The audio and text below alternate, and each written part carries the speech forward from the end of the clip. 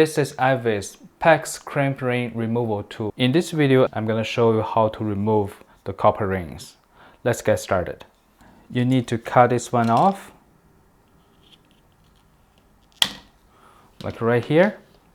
You see, just right on the end of the copper. On the back of it, there is a lock. You need to push the lock so it can actually open. And then when you're using it, you're going to check the gauge. So 1/2 inch brass, the number is minus right here. Or you can do 3/4 to 1 inch brass. In my case, I'm just using the minus like this.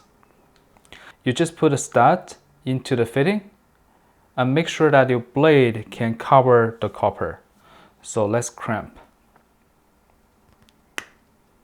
And you hear a sound. And then take this one out and go to the opposite direction.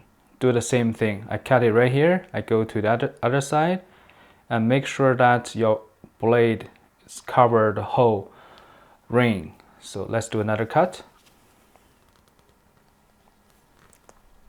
And I think it's just a little bit shy that it didn't go all the way through. And I think probably I needed to adjust a little bit.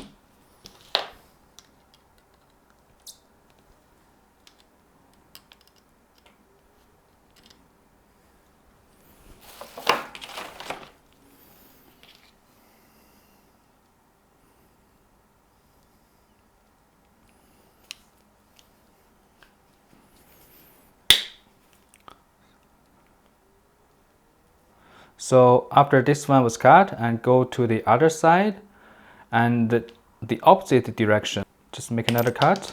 All right, easily. I hope this video is helpful. Thank you for watching.